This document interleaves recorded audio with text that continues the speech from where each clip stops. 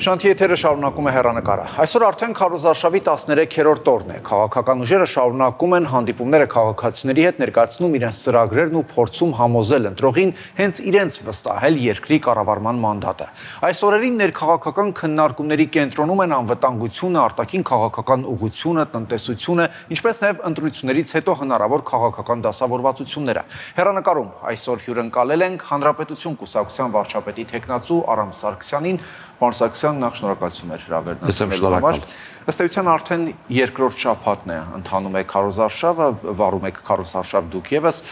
ինչ եմ ասում դուք եւս, որտեղ կան ըստ էության քաղաքական ուժեր, որոնք մեկը մի փոքր ավելի ակտիվ, մյուսը մի փոքր пассив, ինչպես ըստ էության բոլոր ընտրությունների շրջանում լինում է այդպես, հատկապես վերջին ընտրությունների։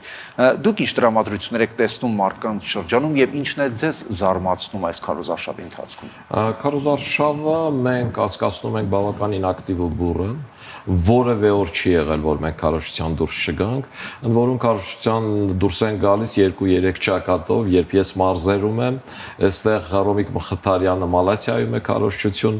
անում, մեր երիտասարդները փորձում են կենտրոնում անել, Սարգիս Մադաթյանը, որը մեր փոխթաղապետն է, եթե շաբաթ-կիրակի օր է, այո, ինքը այդ դեպքում, ասենք, Էրեբունի իրենց թաղամասերում է մարդկանց հետ շփվում, այնպես որ աշխատում ենք որևէ րոպե, որևէ ժամ բաց չթողնել, համարում ենք, որ ուղիղ շփումները ամենաէականն են, քարոզչությունը չափից ավել ակտիվ է, տխուր է նաև որ շատ ագրեսիվ է, բայց այդ ագրեսիվությունը իմ կարծիքով արտաքին քաղաքական միջամտությունների մեջ է, եւ քանի որ արտաքին քաղաքական կողմնորոշումների նաև բախում կա այս քարոզարշավում ու սովորական ընտրություն չի ներքաղաքական կուսակցությունների ինքը ակտիվություն ինքը դառնում է ավելի ագրեսիվ ինչի կողմնակիցը մենք չենք։ Պարոն Սարգսյան, իսկ առհասարակ դուք զգում եք ընդհանուր քաղաքական ուժերի նկատմամբ մարդկանց վստահության պակաս։ Նույն ընտրական գործընթացների առհասարակ, նույն քաղաքական ուժերի Ոչ չեմ զգում, ընդհակառակը զգում եմ մարդկանց ակտիվություն եւ կողմնորոշված մարդկանց թիվը իմ կարծիքով ավելի մեծ է, քան չկողմնորոշվածներինը, ու այս առումով քարոզչություն անելը դառնում է բավականին բարդ։ Այն շփումները, որտեղ մենք ենք ունեցել, ինձ հուշում են, որ քաղաքացիական պայմանագիրը 50+ արդեն իսկ ունի, ինչը տխուր է, ես կարծում եմ, որ խորհրդարանական երկրներում լավագույն կառավարման ձևը կոալիցիոն կառավարման ձևն է եւ երբ որևէ կուսակցություն 50+ է ունենում, այդ դեպքում օրենքները լինում են ավելի փնթի, իսկ գործունեությունը ավելի դանդաղ եւ այս վերջի 4 տարիների հիմնական թերությունը դրանում է, որ քաղաքացիական պայմանագիրը միանձնյա որոշելու քվեարկել է, բայց մեր ժողովուրդը նման ընտրություն է կատարել, այդ իր իրավունքն է, մեր իրավունքն է ներկայացնել մեր ծրագրերը, բացատրել մեր առավելությունները, ասել ինչի համար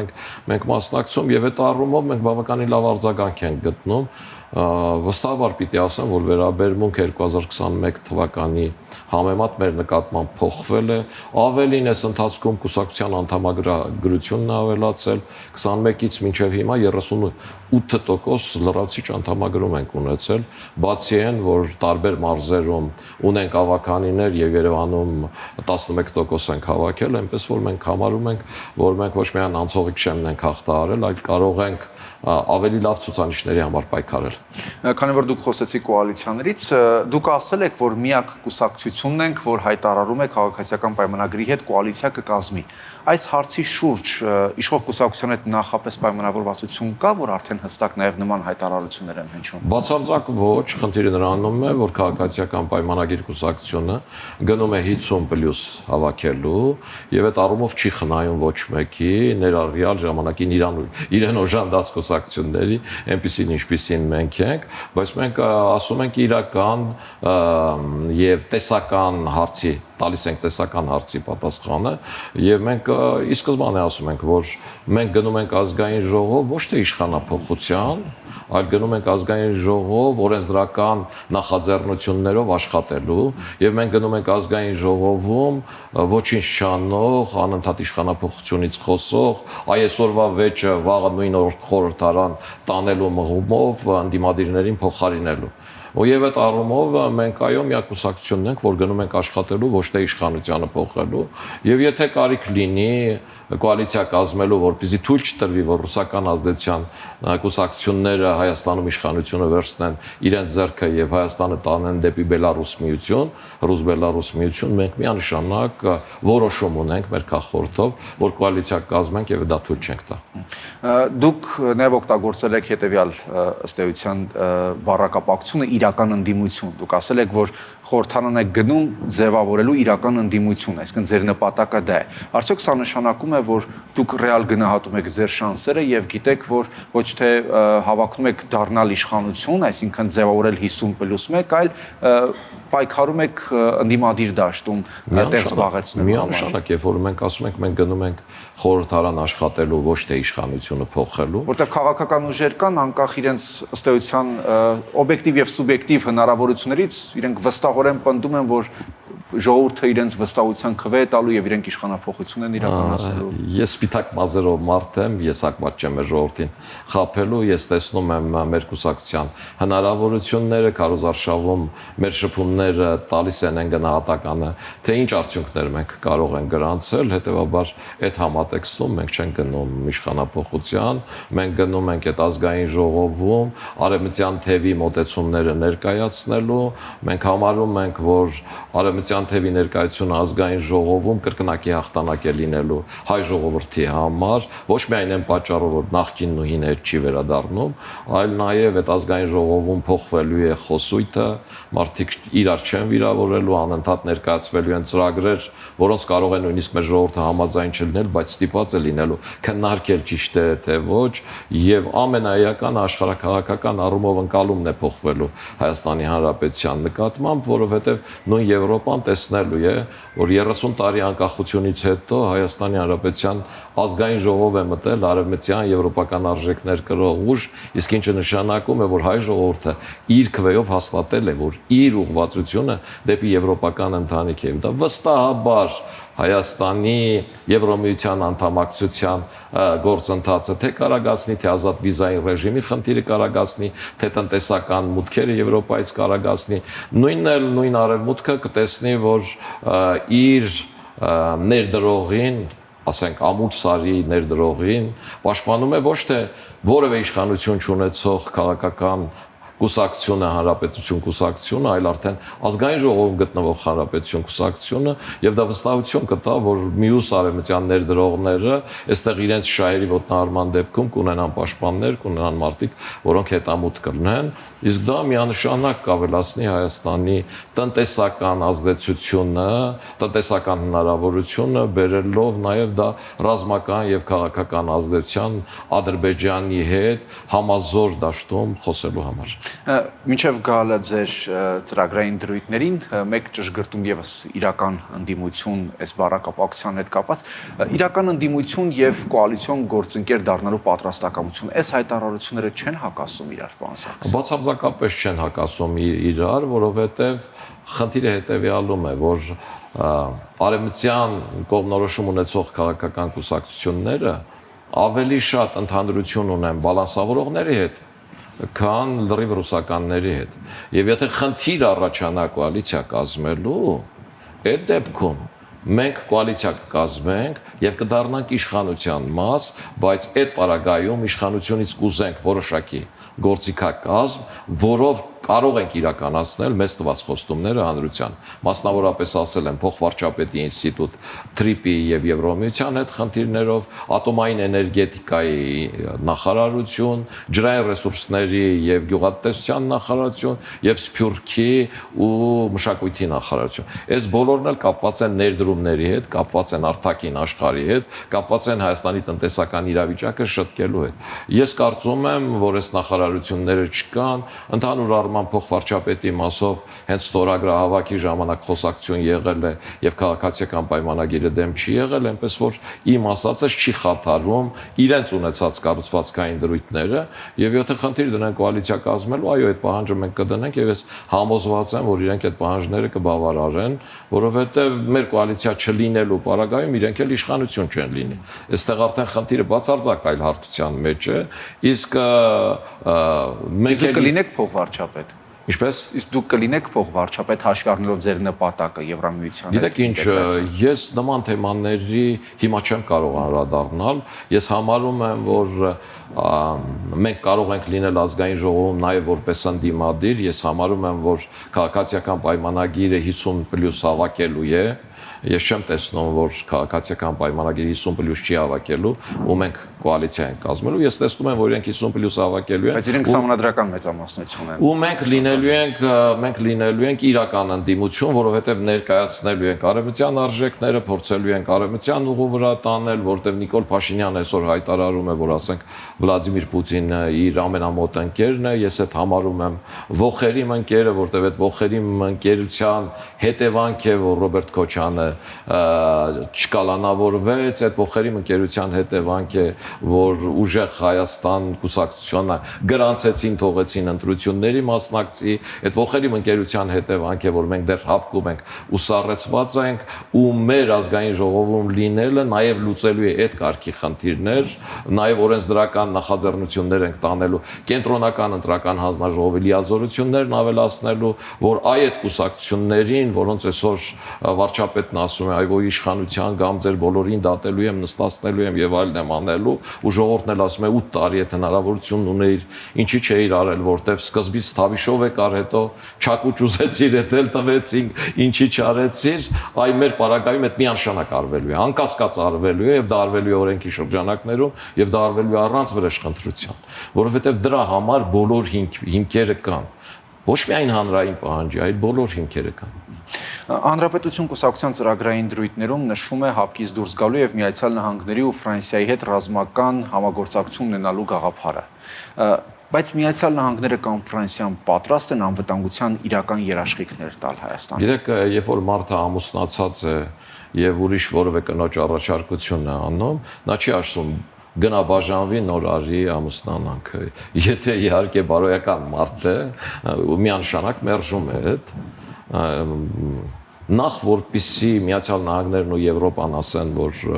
մենք պատրաստ ենք քո այդ ռազմավարական դաշինք կնքելու, դրանից առաջ պիտի դուրս գաս այն դաշինքից, որում գտնում ես, որտեղ երկուսի միաժամանակ լինելը անհնարին է ու անհամատեղելի է։ Իսկ որ իրենք պատրաստ են, դա կարող եմ հիմնավորել նրանով, որ Ֆրանսիան ՆԱՏՕ-ի անդամ լինելով առաջին եվրոպական երկիրն էր, որ մեզ սպառազինություն վաճառեց, Միացյալ Նահանգները միակ երկիրն է, ով մենք Ռուսաստանի հետ միասնական հակաօդային պաշտպանության համակարգում լինելով, Վենսիե փոխնախագահ Վենսի Հայաստան գալով մեզ հակաօդային պաշտպանության ամենաժամանակակից սարքերից նվիրեց, ցավոք քիչ 6 հատ, բայց եթե դուրս գանք, այդ կդառնա 106։ Այսինքն այդ դուրս գալն է, որի պարագայում իրենք կկնքեն եւ ես համոզված եմ, որ կկնքեն։ Ես պիտի ասեմ, որ քարոզարշավի ժամանակ ամենահիմնական բանը ինչ հանրության մոտ կա, դա անվտանգությունն է, խաղաղությունն է, ինչի ուղղությամբ էլ աշխատում է ընդդիմությունը եւ ինչի ուղղությամբ փորձում է աշխատել նաեւ իշխանությունը, համոզելու։ Ընդդիմությունը ինչ է ասում։ Տեսեք, մեր խաղաղությունը հաստատվել է 2025 թվականին Միացյալ Նահանգներում ստորագրված փաստաթղթով Թրամփի հովանու ներքո։ Հիմա ընդդիմադիր թևն ասում է, որ գիտեք ինչ, այդ խաղաղությունը պիտի դառնա հարատև մի պայմանով, եթե երաշխավորները լինեն 5-6-ը, իսկ Հայաստանը հրաժարվում է այդ 5-6-ը երաշխավորներ ունենալուն, ու այդ ընդդիմությունը չի ասել, երբեք չի խոսել, որ 2021-20 թվականին, երբ որ եռակողմ էր ստորագրվում Ռուսաստանում ու Պուտինի հովանու ներքո, այդ խաղաղությունը հիմնավոր չէ ու այդ պիտի արվեր 5-6-ը երաշխավորի ներքո։ Նման տեսակ է ասել է Արտաշատում երկրորդ նախագահ Ռոբերտ Քոչարյանը, այսինքն մանիպուլացվում է, ասվում է, որ այս խաղաղությունը որ կա, որը գոյություն ունի ու փառք Աստծո, որ չի կրակվում սահմաններին, իրենք այդ չեն ասում, բայց դա փխրուն է, այդ խաղաղություն չի, այդ միևնույն է, վաղը պատերազմ է լինելու, քանի որ 5-6-ը երաշխավոր չունենք։ Եվ իրենք բոլորը միանշանակ, թե երկրորդ նախագահը, թե ուժեղ Հայաստանը, թե Բարգավաճ Հայաստանը, ասում են, որ թրիպը վերանայել է պետք։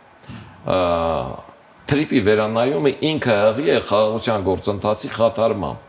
Այն ինչ որ ստորագրել ես, եթե դու դրանից սկսես հրաժարվել կամ ասել ես, այդտեղ կետեր կա, որի հետ ես համաձայն չեմ, դա խաղաղության խաթարման բեղի։ Իսկ ով է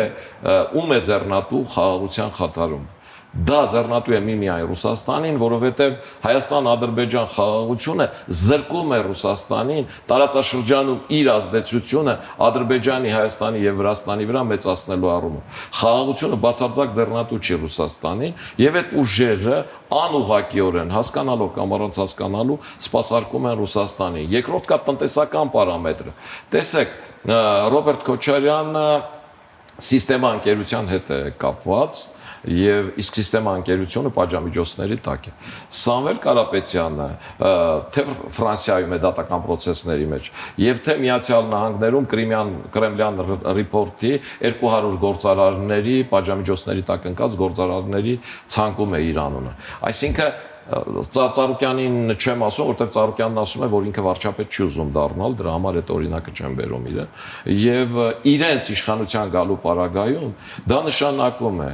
որ Հայաստանում արդեն ներդրումների խնդիրը բարդանալու է։ Համաշխարհային բանկը, EBRD-ին, Եվրոպական զարգացման բանկը սկսելու են մեզ գումարներ չտրամադրել։ Գումարներ չտրամադրելու պարագայում բանկային գործընթացները դժվարանալու են եւ դա, այսինքն դոլարի քանակը պակասելու է եւ սկսելու է դրամի կուրսը ընկնել։ Այսինքն Հայաստանը իր տնտեսության փոքր ու դանդաղ դիվերսիֆիկացումը, որը սկսելու է, դա կանգնելու է ու մենք ավելի ենք կապված դառնալու Ռուսաստանից։ Այս ամենիչը բերելու է նրան, որ մենք վերածվելու ենք ոչ միայն միութենական պետության անդամի, այլ գուբերնիայի իր հետ բերելով բազմաթիվ այլ դժվարություններ, ինչը Հայաստանի այսօրվա իշխանությունները դանդաղ լավ թե վատ, բայց ինչ որ կերպ քայլ առ քայլ փորձում են տանել անկախության, իսկ այս ուժերը կախվել են այդ անկախության ոտքերից, անգամ պատերազմի գնով, անգամ տնտեսական հալածանքների գնով փորձում են Հայաստանը ձգել դեպի ռուս-բելարուսական միություն։ Մենք այդ թույլ չենք տալու եւ մեր խորհրդարանում ներկա լինելը եւ մեզ քվետալը նաեւ այդ համատեքստն ունի, որ Հայաստանում իսկապես արևմտյան արժեքներ ներկայացնող ուժ լինի, որ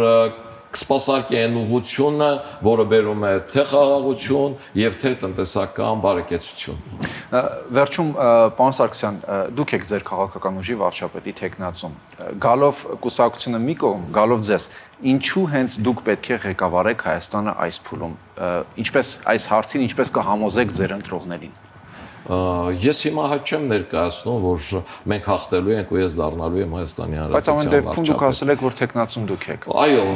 ցուցակի առաջի համարը ես եմ, բայց մեր կուսակցությունը գնում է ազգային ժողով աշխատելու, գնում է ազգային ժողովում ծույլ ու գործչանող ընդդիմությանը փոխարինելու, մենք գնում ենք օրենսդրական նախաձեռնություններ տանելու, մենք գնում ենք ազգային ժողովում խոսույթը փոխելու, մենք գնում ենք Հայաստանի Հանրապետության ազգային ժողովի դռները դեպի Եվրոպա կամ լուսամուտները դեպի Եվրոպա բացելու առումով։ Իմ կոնկրետ անձի առումով այսօրվա նպատակը դա է, ոչ թե Հայաստանի Հանրապետության վարչապետ դառնալը։ Եթե մենք կդառնանք կառուցողական ընդդիմություն, միևնույն է, մենք այս ծրագրերը ազգային ժողովում կներկայացնենք։